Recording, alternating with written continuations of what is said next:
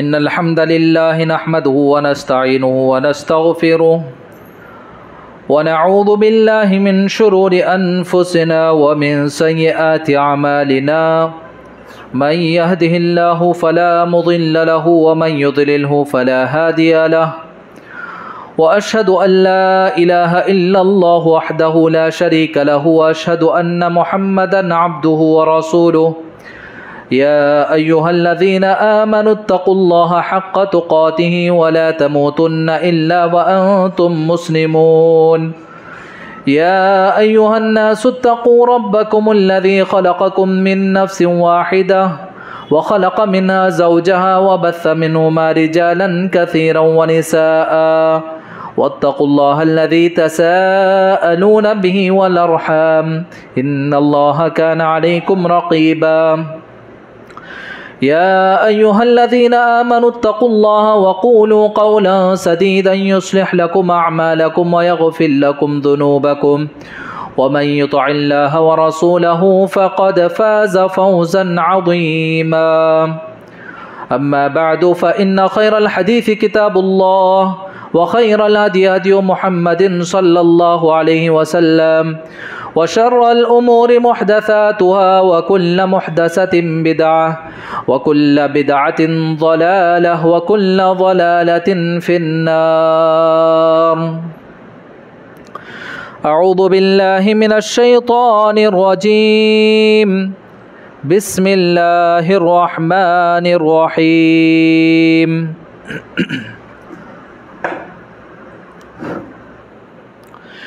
या अय्युहल्लज़ीना आमनू अतीउल्लाह व अतीउर रसूल वला तुबतिलू अअमालकुम।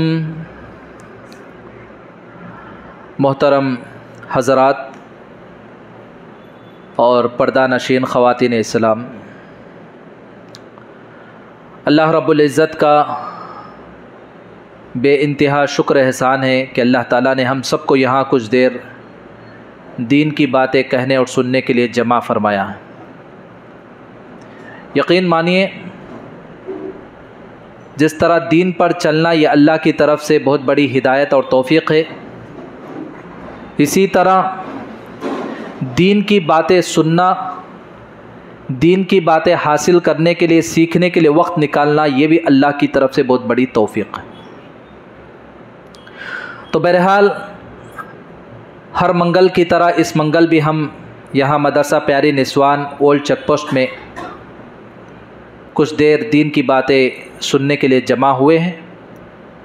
अल्लाह रब्बुल इज़्ज़त की बारगाह में दुआ करता हूँ कि अल्लाह हमारे यहाँ आने को, बैठने को, वक्त निकालने को कबूल फ़रमाएँ।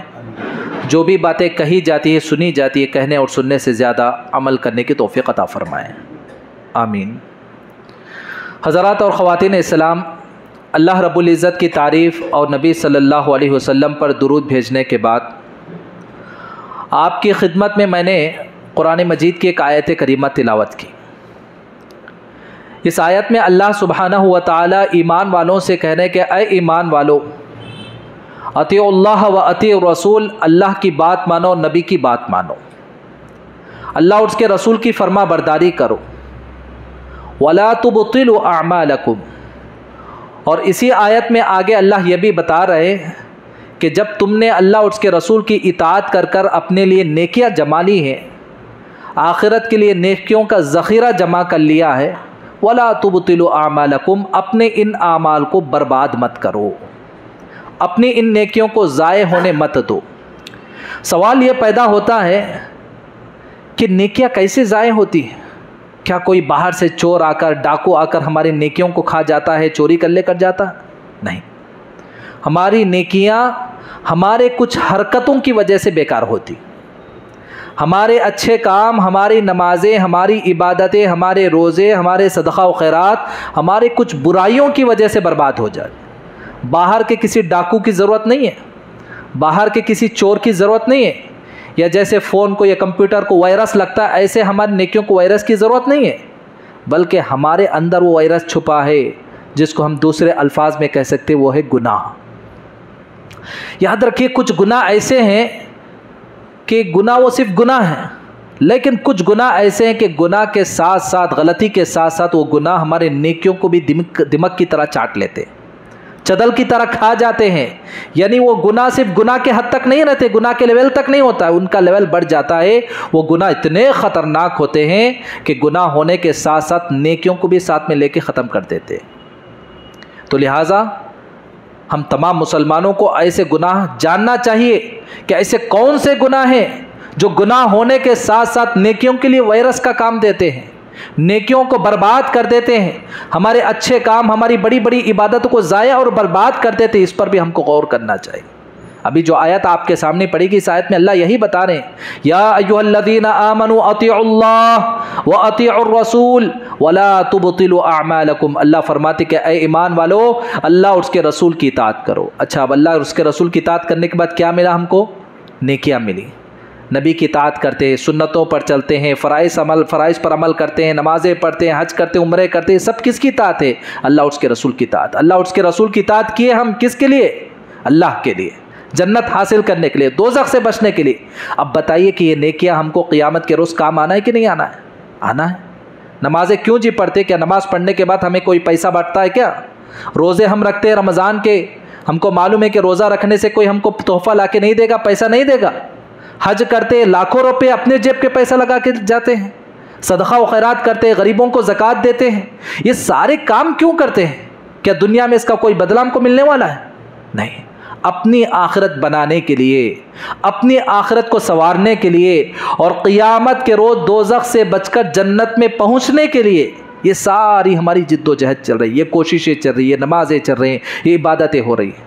अब बताइए कि ये इबादतें, हम एक तरफ बड़ी बड़ी इबादतें तो कर रहे हैं, लेकिन दूसरी तरफ हमारी इबादतें बर्बाद हो जा रही हैं, दूसरी तरफ हमारी नमाज़ें ज़ाये हो जा रही हैं, दूसरी तरफ हमारे सदका व खैरात ख़त्म हो जा रहे हैं, दूसरी तरफ हम एक तरफ जो है रमज़ान के रोज़े भी रख रहे हैं और दूसरी तरफ हमारे रमज़ान के रोज़े ज़ाये हो जा रहे हैं। तो फिर ऐसी नेकियां करने का फ़ायदा क्या है? ऐसे आमाल बजा लेने का फ़ायदा क्या है? ऐसे सदका व खैरात करने का फ़ायदा क्या है जो हमें क़यामत के रोज़ काम ना आ सके? एक आदमी सुबह से लेकर शाम तक मेहनत मजदूरी करता है, शाम होने पर उसकी मेहनत का बदला उसको नहीं मिलता है, उसकी मजदूरी उसको नहीं मिलती है, तो आप क्या कहेंगे ऐसे आदमी को? बेकार हो गई उसकी मेहनत, क्योंकि शाम होने पर या महीना ख़त्म होने पर उसकी सैलरी उसको नहीं मिल रही है, उसका फल उसको नहीं मिल रहा है। तो दुनिया वाले कहेंगे कि ऐसी मेहनत करने का फ़ायदा क्या? तो ठीक इसी तरह हमारी ये जो सारी इबादत है मेरे भाइयों, सिर्फ इबादत कर लेना, रोज़े रख लेना, नमाज़ पढ़ लेना काफ़ी नहीं। इबादत करने के बाद ये हमारी ज़िम्मेदारी भी बनती है कि ये सारी इबादतें, ये सारे आमाल क्या महफूज है क्या नहीं, क़यामत तक के लिए हिफाजत से है क्या नहीं, इसकी ज़िम्मेदारी भी हमारी है। अल्लाह इस आयत के अंदर यही बता रहे कि या अय्युहल्लज़ीना आमनू अतीउल्लाह व अतीउर रसूल, ऐ ईमान वालो, अल्लाह और उसके रसूल की इताअत करो। वला तुबतिलू अअमालकुम, अपने नेकियों को बर्बाद मत करो, अपने नेकियों को ज़ाय मत करो। तो मैं चंद गुनाह आपके सामने ज़िक्र करूँगा। इन चंद गुनाहों को ज़िक्र करने का मतलब क्या है, मकसद क्या है? हमें इन गुनाहों से बचना चाहिए ताकि हम अपने आमाल की हिफाजत कर सकें। हम एक तरफ नेकियां भी करते रहे और साथ में ये गुनाह भी हमारी ज़िंदगी में है, तो याद रखें जैसे घर में हम अच्छे से ही रहेंगे, लेकिन लकड़ी को जैसा, चकले को जैसे चदल खा जाता है, दिमाग खा जाती है, हमको पता भी नहीं चलता, अंदर खोखला खोखला रह जाता है। तो ऐसे हम बड़े बड़ी इबादतें करते रहेंगे, ये गुनाह हमारे आमाल को बर्बाद करेंगे। क़यामत के रोज़ जब अल्लाह के सामने खड़े होंगे तो बिल्कुल ज़ेरो बैलेंस, नामा आमाल में पूरे नेकियां खाली हो जाएंगी, बल्कि उल्टा गुनाह भरे हुए रहेंगे उसमें। तो चलिए वो गुनाह आपके सामने मुख्तसर वक्त में रखने की कोशिश करूँगा। सबसे पहला गुनाह, बल्कि यूँ समझिए कि दुनिया का सबसे बड़ा गुनाह अगर कोई है तो वो गुनाह है शिर्क। बयानों में हम बार बार सुनते हैं शिर्क शिर्क, ये दुनिया का सबसे बड़ा, चोरी करना, डकैती करना, झूठ बोलना, जिना करना, बदकारी करना, चुगली करना, चाड़ी करना, ये सब है गुनाह, सब बड़े बड़े गुनाह हैं। लेकिन इन तमाम गुनाहों में सबसे बड़ा गुनाह मेरे भाइयों बहनों कोई है तो क्या है? शिर्क है। एक माँ है, बच्चे को पैदा की, पाला पोसा, बड़ा किया, परवरिश की, वही बच्चा उस माँ को छोड़कर किसी और औरत को माँ कहता है तो माँ की तबीयत खुश होती क्या? गुस्सा होता नहीं। माँ गुस्से में आ जाती है कि मेरा बेटा जिसको मैंने पैदा किया, मैंने उसको पाला पोसा परवरिश की और उसको बड़ा किया, और ये आज बड़ा होकर दूसरे को माँ कहता है। यानी माँ बर्दाश्त नहीं करती है कि कोई जो है उसकी औलाद जो है किसी और औरत को माँ कहे। अब बताइए कि जो सातों आसमानों पर अर्श पर जो मुस्तवी अल्लाह ताला है, जो तमाम कायनात का रब है, तमाम कायनात का खालिक है, तमाम कायनात का पालनहार है, तमाम कायनात के लोगों को, परिंदों को, जानवरों को, कीड़ों मकोड़ों को रिज़्क़ दे रहा है। अब उस अल्लाह की ज़ात से और उसकी इबादत में हम किसी दूसरे को पार्टनर बनाएं, तो फिर बताइए कि माँ अपने एक छोटे से बच्चे की हरकत को बर्दाश्त नहीं कर पा रही है, तो फिर ये अल्लाह रब्बुल इज़्ज़त जो तमाम जहानों के खालिक है, उस अल्लाह रब्बुल इज़्ज़त को कैसे ये चीज़ बर्दाश्त होगी। दूसरे गुनाह है मेरे भाइयों, वो भी गुनाह है, लेकिन शिर्क क्या है? अव्वल नंबर का गुनाह है। यह ऐसा गुनाह है कि अगर कोई आदमी तौबा किए बगैर, सुन लीजिए अच्छी तरह, दूसरे गुनाहों के लिए दो ऑप्शन है अल्लाह के पास क़यामत के रोज़। मैं और आप गुनहगार हैं, लेकिन तौहीद परस्त है, ज़िंदगी में शिर्क करने वाले नहीं, दरगाह नहीं जाते, झंडेधारों के पास नहीं जाते, मज़ारों के पास नहीं जाते, सिर्फ़ और सिर्फ हमारा माथा किस पर टिकता है? अल्लाह के सामने टिकता है।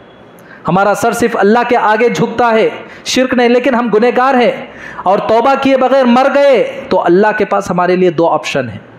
तौहीद परस्त गुनहगारों के लिए दो ऑप्शन है। एक ऑप्शन क्या है? पहला, अल्लाह सरे से माफ़ कर कर उसको जन्नत में पहुंचा देंगे। तौहीद की बरकत से, ईमान की बरकत से अल्लाह उसको तरस खाकर, उस पर रहम कर कर उसको डायरेक्ट क्या करेंगे? जन्नत में पहुंचा देंगे। और एक दूसरा ऑप्शन क्या है कि थोड़े दिनों के लिए वो जितना गुनाह कर कर आया, जितनी मासियत के काम किया है, थोड़े दिनों के लिए उसको खूब जलाकर, कुछ पनिशमेंट देकर, सज़ा देकर अल्लाह उसको फिर एक ना एक दिन उसकी तौहीद की बरकत से, उसकी ईमान की बरकत से फिर उसको अल्लाह क्या करेंगे? बोलिए कहाँ? जन्नत में पहुँचाएंगे। ये क्या है? किन लोगों के लिए? जो ईमान वाले, तौहीद परस्त लोग हैं, तौहीद परस्त मुसलमान हैं, किसी के आगे अपना सर झुकने नहीं देते, सारी इबादतें, सारी बंदगी किसके लिए बजा लाते हैं?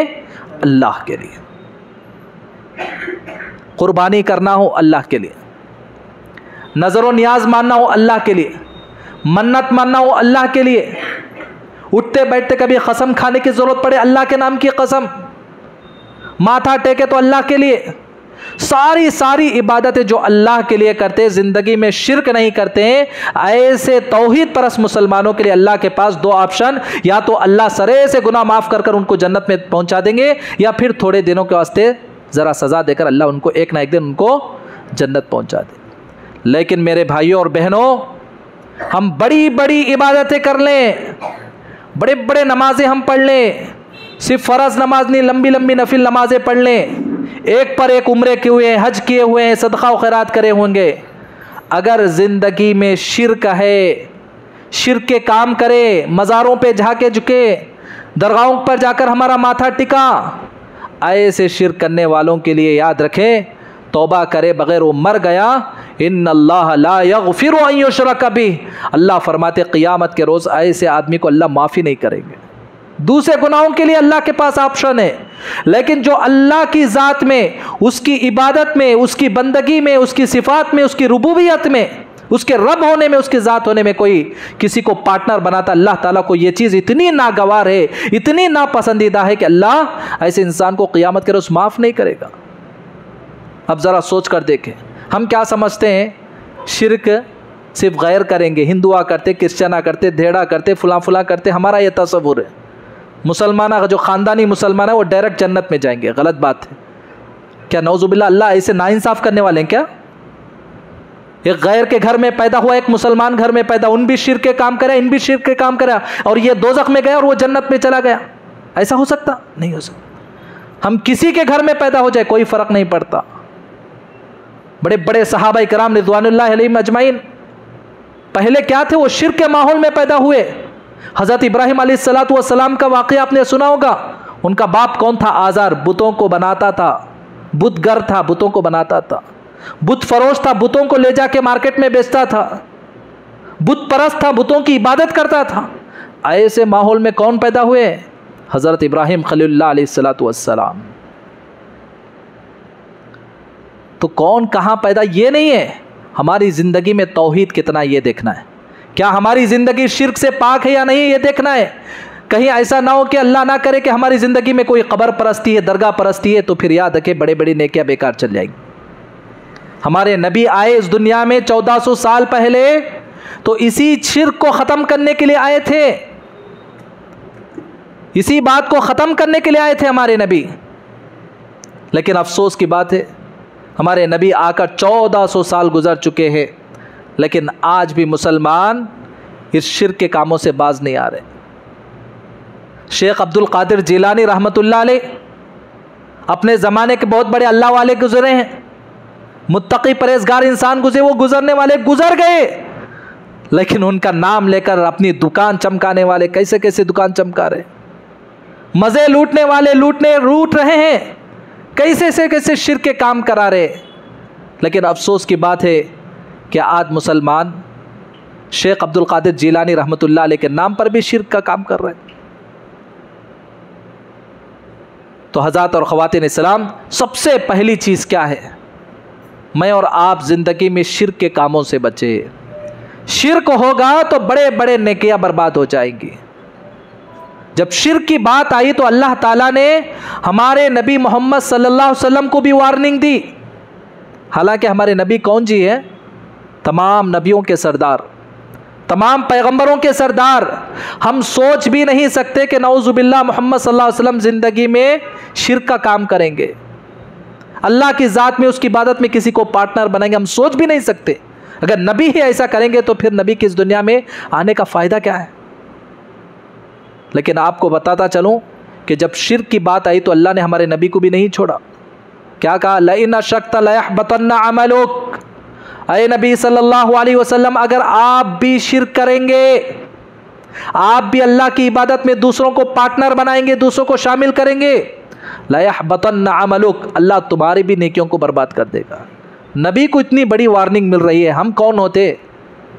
तो लिहाजा सिर्फ नाम के मुसलमान बनने से नहीं, काम के मुसलमान बनना चाहिए। ज़िंदगी में देखिए कि कहीं अल्लाह ताला कहीं जो है नऊज़ुबिल्लाह हम अल्लाह की इबादत में दूसरों को तो पार्टनर नहीं बना रहे, शिर्क का काम तो नहीं कर रहे। तो ये सबसे पहली चीज़ है मेरे भाइयों बहनों, जो मुझे और आपको बचना चाहिए। वो क्या है कि हम तौहीद परस्त मुसलमान बने, शिर्क करने वाले मुसलमान ना बने। बहुत सारे लोग क्या बोलते, इतने मुसलमाना करते सब भी गलत, क्या कौन कितने करते वो नहीं है, अल्लाह और उसके रसूल क्या बोले वो है। दुनिया में हिंदुआ ज़्यादा है कि नहीं, क्रिश्चियन हमारे से ज़्यादा है मुसलमानों से, क्या वो सही हो गए? बोलो जी, कौन कितने ज़्यादा वो नहीं है। हक क्या है, अल्लाह ने कहा या नहीं कहा, नबी ने फरमाया नहीं फरमाया, दलील हक है, अल्लाह उसके रसूल का फरमान हक है। कौन कितने ज़्यादा वो हमारे वास्ते नहीं है। दुनिया में बहुत सारे लोग हैं गलत काम करने वाले, दुनिया में बहुत सारे लोग हैं धोखा देने वाले, दुनिया में बहुत सारे लोग हैं चोरी करने वाले, दुनिया में बहुत सारे लोग हैं एक दूसरे को तकलीफ देने वाले। क्या सब सही हो गए? नहीं। तो ये बात भी जहन से निकाल दीजिए कि इतने मुसलमाना कर रहे हैं, हम करेंगे तो क्या हुआ? नहीं। अगर हम चाहते कि हमारे ईमान की हिफाजत करें, हमारे आमाल की हिफाजत करें, हमारे नेकियों की हिफाजत करें, तो सबसे पहली चीज़ क्या है, ज़िंदगी में, हमारी ज़िंदगी में देखें कि अगर शिर्क के काम है तो उसको दूर करें, तौबा करें, अल्लाह से माफ़ी मांगे और आने वाली ज़िंदगी को सुधारे। हम इतने बयानों में शरीक होते हैं, इतने प्रोग्रामों में शरीक होते हैं, इज्तिमात में शरीक होते, अटेंड होते हैं, लेकिन हमारा किस्सा ऐसा कि एक कान से सुनते दूसरे कान से निकाल देते।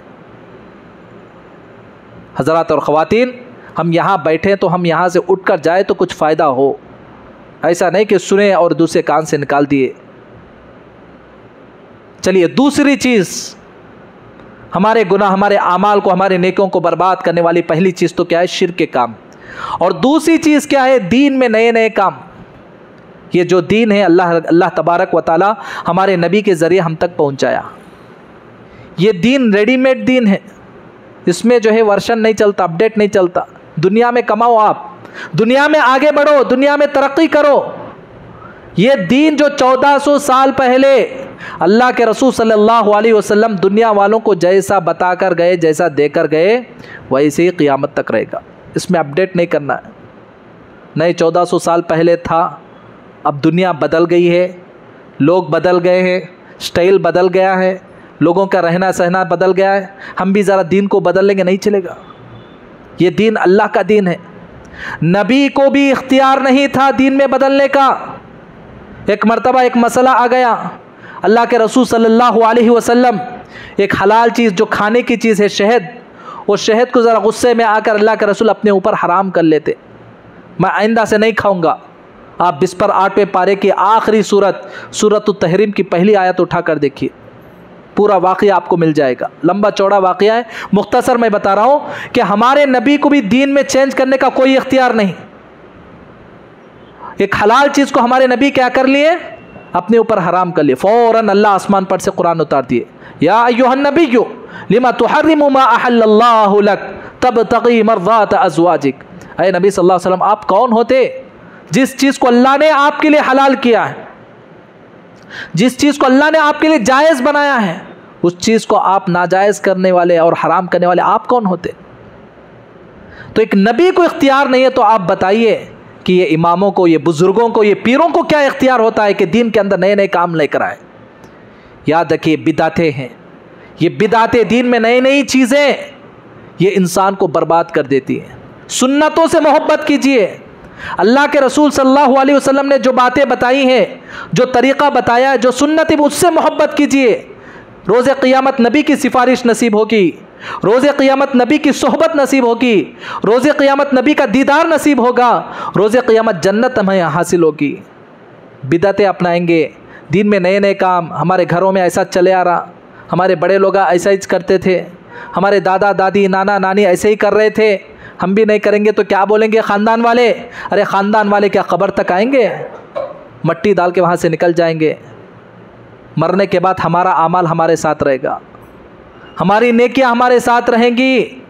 जो दीन में नए नए काम करते हैं, ख़ानदान कबीले की रस्म रिवायत को नहीं छोड़ते, याद रखिए क़ियामत के रोज़ नबी के हाथों से हौज़े कौसर का पानी भी नसीब नहीं होगा। आज हमारे घरों में देखिए, दूर दूर तक कोई नबी की सुन्नत नज़र नहीं आती। आज हमारे ख़ानदानों में देखें, नबी का दूर दूर तक कोई तरीक़ा नहीं, सुन्नतों का जनाजा उठ जाए कोई बात नहीं, लेकिन ख़ानदानों में जो रस्म रिवायत है, चाहे वो शादी ब्याह का मसला हो, चाहे वो मरने से लेकर पैदा होने से लेकर, बच्चा पैदा हुआ 7वें दिन अक़ीक़ा करना, वो नहीं करेंगे, वो उसके लिए पैसा नहीं रहता। उसके बाद के जितने से रस्म रिवायत सब करेंगे। बच्चा ज़रा बड़ा हुआ लड़का, ख़तना करना, फ्री कैंप करके ढूंढ कर जो है ख़तना करे, ठीक है करा लीजिए, अल्लाह के बंदे फ्री कैंप लगाते हैं ख़तना करवाने के लिए, लेकिन उसके बाद बराबर काजा करेंगे, उसके लिए पैसा आ गया। यानी नबी की सुन्नत दीन पर चलने के लिए हमारे पास पैसा नहीं है, वक्त नहीं है, ताकत नहीं है। ख़ानदानों में जो चले आ रहे रस्म रिवायात, जो खुराफात चले आ रहे, उसके लिए हम खुशी खुशी करने के लिए तैयार हैं। और फिर क्या कहते हैं, मुसलमान ज़िंदगी में बरकत चाहिए, नबी की सिफारिश चाहिए, नबी के हाथों से हौज़े कौसर का पानी चाहिए, जन्नत चाहिए, नबी की दीदार चाहिए। याद रखिए, क़ियामत के रोज़ ऐसे बिदातियों को जो दीन में नया नया काम, नई नई चीज़ें लाते हैं, क़ियामत के रोज़ अल्लाह के रसूल सल्लल्लाहु अलैहि वसल्लम उनको धुतकार देंगे, वहाँ से भगा देंगे।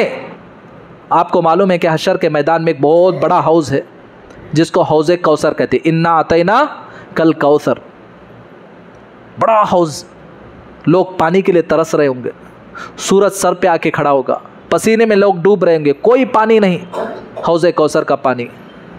उम्मतियों को अल्लाह के रसूल बुलाएंगे, आओ आओ मेरे हाथों से पानी पियो। उम्मती पानी पीते रहेंगे, और एक मरतबा कोई पी ले तो फिर आखिर तक जन्नत में जाने तक उसको पानी की प्यास नहीं लगी, ऐसी बरकत होगी पानी की। तो लोग आते जाएंगे, आते जाएंगे, लंबी लाइन लगी है, पानी पीते जाएंगे, नबी जो है पानी देते जाएंगे।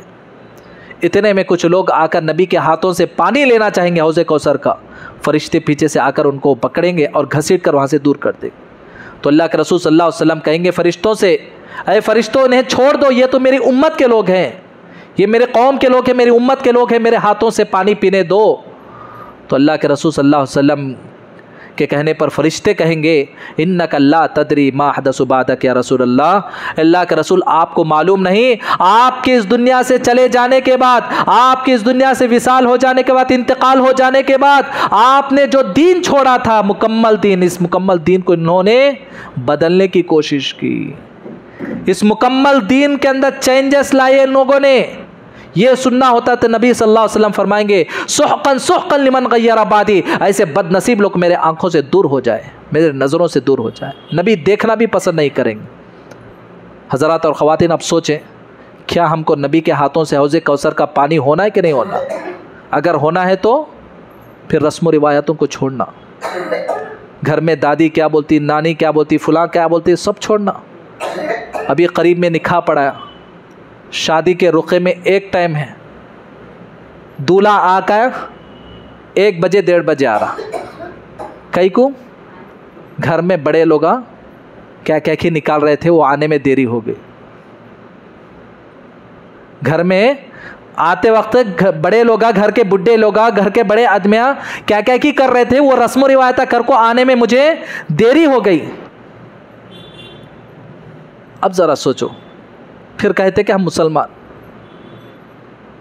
क़ियामत के रोज़ हमारे कामयाबी होना, जन्नत में जाना, दोज़ख से बचना नहीं होने वाला है। भाइयों, अल्लाह के रसूल की सुन्नतों से मोहब्बत करो और दीन के अंदर नई नई चीज़ें, रस्म रिवायत, रस्म रिवाज से, बिदात और खुराफात से नफ़रत करो। इंशाअल्लाह दुनिया और आखिरत में कामयाबी होगी। ये दूसरा करने का काम, दूसरा बचने का काम क्या है?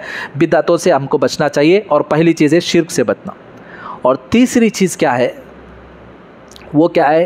किसी को सदका देकर, खैरात कर कर, किसी के काम आकर कभी एहसान नहीं जताना। एहसान जताना बोले क्या? जिसे हमें मदद करे, चारों के सामने बिठा को, क्या मियाँ उतना भी नहीं एहसान ने किया, फुला टाइम पर तू डूबने वाला था, पैसे दे को, मदद कर को, मैं इतना तेरे साथ था, सो मैं मदद नहीं करता तो तेरे कोई काम आता क्या? तेरी ज़िंदगी में कोई सहारा बन सकता क्या? ये जो हमारी मदद के ज़रिए चारों के सामने एक आदमी का जो सर झुकाते हम, इसको एहसान जताना कहते। और जो एहसान जताएंगे, बड़े बड़े खैरात ख़त्म हो जाएंगे, बड़ी बड़ी ज़कातें हमारी बर्बाद हो जाएंगी, बड़े बड़े सदक़ा और खैरात ख़त्म हो जाएंगे। जाने अनजाने में हमसे गलतियाँ हो जाती हैं। तरीक़े अलग होते बोलने के, लेकिन ये गलतियाँ आपसे भी होती, मुझसे भी होती हैं। इससे बचना चाहिए। हम अल्लाह के रास्ते में दे दिए, भुला दीजिए उसको। अब चले गया वो आखिरत के वास्ते। अब दुनिया में बार बार उसको याद करना, जिसकी हमने मदद करी, उसको चारों के सामने बोलना, ये हमारे सदक़ा और खैरात को ये चीज़ बर्बाद कर देती। एक हदीस में आता है कि अल्लाह के रसूल सल्लल्लाहु अलैहि वसल्लम ने फरमाया, क़ियामत के रोज़ 3 किस्म के इंसानों पर अल्लाह ताला रहमत की निगाह भी डालेंगे, रहमत की नज़रों से देखेंगे भी नहीं, अल्लाह उनसे बात भी नहीं करेंगे, अल्लाह उनके गुनाह को माफ़ भी करेंगे नहीं, और उनके लिए ख़तरनाक अज़ाब।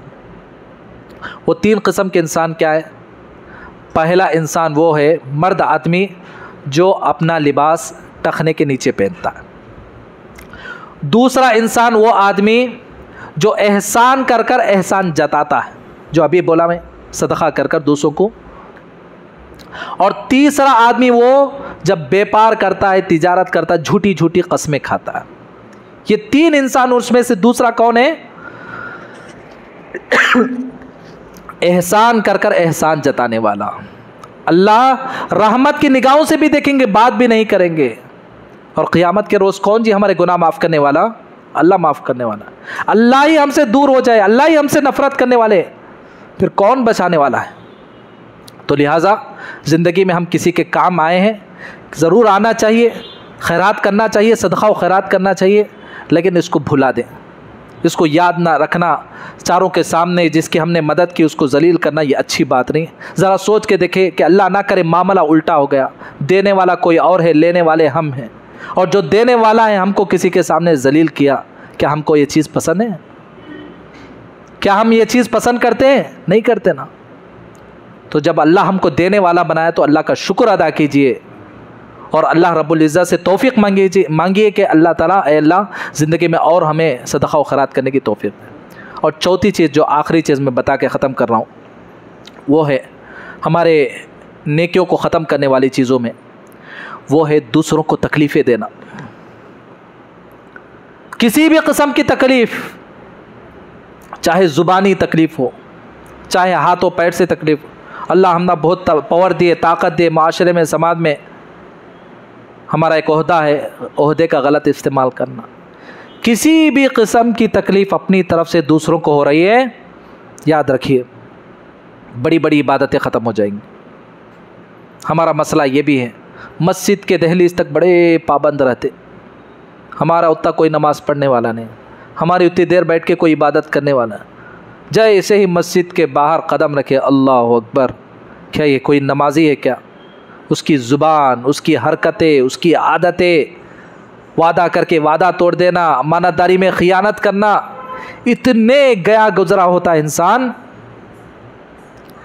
याद रखिए जिस तरह अल्लाह का हक़ है हमारे ऊपर, इसी तरह बंदों के हुकूक भी हमारे ऊपर हैं।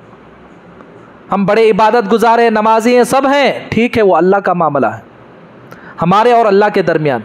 लेकिन मस्जिद से बाहर आने के बाद इंसानों इंसानों के बीच में जो रिश्ता है, जो ताल्लुकात है, अगर वो बराबर नहीं है, नमाज़ें बर्बाद हो जाएंगी, सदक़ा और खैरात बर्बाद हो जाएंगे। हमारी ज़ुबान अच्छी नहीं है, हमारे हाथ पैर अच्छे नहीं है, दूसरों को तकलीफ़ देते, पीठ पीछे लोग हमारे मरने की दुआ कर रहे, बड़े बड़ी नेकियां बर्बाद हो जाएंगी। एक हदीस सुनिए, एक मरतबे अल्लाह के रसूल सल्लल्लाहु अलैहि वसल्लम सहाबा के साथ बैठे हुए थे। सहाबा से अल्लाह के रसूल ने पूछा, अतदरून मल मुफलिस, ऐ सहाबा जानते हो कि मुफलिस आदमी, गरीब आदमी कौन है? सहाबा ने कहा, अल्लाह के रसूल कौन हो सकता गरीब आदमी, मुफलिस आदमी, जिसके पास पैसा नहीं है? तो आप सल्लल्लाहु अलैहि वसल्लम ने कहा कि नहीं, मेरी उम्मत का मुफलिस आदमी, गरीब आदमी, फ़कीर आदमी वो है जो क़ियामत के रोज़ बहुत सारी नेकियां लेकर आएगा। उसने नमाज़ पढ़ी होगी, रोज़ा रखा होगा, सदक़ा और खैरात किया होगा, हज किया होगा, उम्रे किया होगा, कुरान की तिलावत की, बहुत सारी नेकियां लेकर अल्लाह के सामने खड़ेगा। अब फ़ैसले का वक्त शुरू, अब अल्लाह ताला उसका फ़ैसला करने लगते हैं तो एक लंबी लाइन लग जाती, लोगों की एक लंबी कतार लग जाती। एक एक आदमी आता और कहता कि अल्लाह, ये सामने तेरे पास जो बंदा खड़ा है, तेरे सामने जो बंदा नेकियां लेकर खड़ा है, फुला दिन इसने मुझे गाली दी थी। अब अल्लाह ताला तो हकमुल हाकिमीन है, इंसाफ करने वाले हैं, किसी के साथ बेइंसाफ़ी तो नहीं कर सकते। तो अल्लाह क्या करते, इसके नामा आमाल में से नेकियां लेकर उसको दे देते। जो शिकायत लेकर आया था अल्लाह को आकर बताया था कि अल्लाह इसने फुला दिन मुझे गाली दी, उसको क्या करेंगे, उसके नामे आमाल में से, नेकियों में से लेकर उसको दे देंगे। फिर और एक आदमी आता, कहता अल्लाह इसने लिया था लेकिन वापस नहीं करे, अब तक पैसा लिया था, कर्जा लिया था, वापस नहीं दिया। फिर अल्लाह फैसला करने वाले, फिर नेकियां लेकर उसको बांट देंगे। एक और आदमी आता, कहता कि अल्लाह इसने मेरा खून किया था, एक दिन मेरा मर्डर किया था, मुझे कत्ल करा था, अल्लाह फैसला करेंगे, फिर नेकियां लेकर। ऐसा एक के बाद एक के बाद एक के बाद एक के बाद लोग शिकायत करते जाएंगे, शिकायत करते जाएंगे। धीरे धीरे सारी नेकियां सब में बांट दी जाएंगी। अब नेकियां नहीं, और लाइन लगी है, नेकियां ख़त्म, लेकिन लोगों की शिकायतें ख़त्म नहीं हुई। अब फिर अल्लाह का फ़ैसला देखिए, अल्लाह अकबर, अब अल्लाह फ़ैसला करेंगे। अब नेकियां तो नहीं है देने के लिए, तो अल्लाह ये फ़ैसला करेंगे कि अब जितने लोग खड़े हैं, जाओ उनके पास जितने गुनाह है लेकर, सबके गुनाह लेकर इसके खाते में डाल दो। अब नेकियां तो है ही नहीं इसके पास देने के लिए। अब जितने लोग हैं, अब इंसाफ करना, क्या कैसा किया जाए। अब जितने लोग हैं, जिन जिन को यह सताया, तकलीफ दिया, परेशान किया था, सारे लोगों के गुनाह लेकर इसके नामे आमाल में डाल। अब ज़रा सोच के देखें, थोड़ी देर पहले ये जब अल्लाह के सामने खड़ा हुआ था, बड़े पहाड़ की तरह जो इसकी नेकियां थी, लेकिन थोड़ी देर के बाद जब फैसला हुआ, नेकियां भी ख़त्म, उल्टा उसके खाते में गुनाह पड़ गए। तो क्या चीज़ थी? एक तरफ वो अल्लाह वाला तो था, मस्जिद के हद तक बड़ा अच्छा था, नमाजों का पाबंद था, रोज़ों का पाबंद था, लेकिन बाहर दुनिया में कदम रखते उसकी ज़ुबान अच्छी नहीं, उसका तरीक़ा अच्छा नहीं, लोगों के साथ उसका कैरेक्टर अच्छा नहीं, बिहेवियर अच्छा नहीं। तो मालूम क्या हुआ, ये दूसरों को तकलीफ़ पहुंचाना भी हमारे आमाल को बर्बाद करने वाली चीज़। तो इस तरह बहुत सारी चीज़ें हैं हज़रात और ख़वातीन।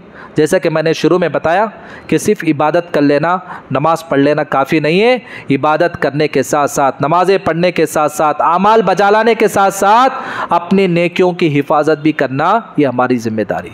नेकियों की हिफाजत कैसे? दुआ भी करते रहना कि अल्लाह हमारी नेकियों को कबूल कर ले। हज़रत इब्राहीम अलैहिस्सलाम का क़िस्सा मालूम है। खाने काबा कौन जी बनाए? हज़रत इब्राहीम और उनके बेटे इस्माइल, दोनों ने मिलकर खाने काबा की तामीर। कितना बेहतरीन काम। मस्जिद बनाते तो लोग जो एक सादत, एक खुशकिस्मती की बात समझते हैं, लेकिन काबतुल्लाह तो पूरे मस्जिदों की सरदार है। लेकिन ऐसे काबतुल्लाह को बनाते हुए हज़रत इब्राहिम और इस्माइल अलैहिस्सलातु वस्सलाम ने अल्लाह से क्या दुआ की, रब्बना तक़ब्बल मिन्ना इन्नका अंतस समीउल अलीम। ऐ अल्लाह, हम जो काम कर रहे हैं इस काम को तू कबूल फरमा ले, तू ही सुनने वाला है, जानने वाला। हम क्या दुआ कर रहे हैं, हम क्या कर रहे हैं, तू देखने वाला भी सुनने वाला। इतने बड़े पैगंबर अल्लाह से दुआ कर रहे कि अल्लाह हम जो कर रहे हैं उसको कबूल कर ले। तो फिर क्या हम ये दुआ नहीं करेंगे? हमारी दुआ भी होनी चाहिए कि अल्लाह हम जो भी करते हैं, आमाल करते हैं, क़ियामत के रोज़ हमारे लिए ये नजात का ज़रिया बने। क़ियामत के रोज़ हमारे लिए दोज़ख से बचकर और जन्नत में जाने का ज़रिया बने। अल्लाह से दुआ करें। और फिर हम ये पूरी फ़िक्र करना चाहिए, गौर करना चाहिए कि कहीं जो है हमारी ज़िंदगियों में ऐसे गुनाह तो नहीं है जो हमारे नेकियों को बर्बाद कर रहे हैं, हमारे आमाल को ख़त्म कर दे रहे। तो इस पर गौर भी करना चाहिए, इन गुनाहों से बचना भी चाहिए और साथ में अल्लाह से दुआ भी करते रहना चाहिए। अल्लाह ताला से दुआ है कि अल्लाह ताला हमारे गुनाहों को माफ़ फरमाए, अल्लाह हमारे ख़ताओं को दरगुज़र फरमाए, अल्लाह हमारे नेकियों को कबूल फरमाए, और हमें जो बीमार है अल्लाह ताला उन्हें शिफ़ाए कामिला और आजिला अता फरमाए, और जो भी ईमान वाले भाई बहन इंतकाल कर चुके अल्लाह ताला उन्हें करवट करवट जन्नत नसीब फरमाए। और दुनिया में जहाँ कहीं भी जुल्म हो रहा है अल्लाह तो अपने तुफ़ैल से, अपने फ़ज़ल से जुल्म का ख़ातिमा फरमा दे। आमीन। व आखिर दावाना अनिल हम्दुलिल्लाहि रब्बिल आलमीन।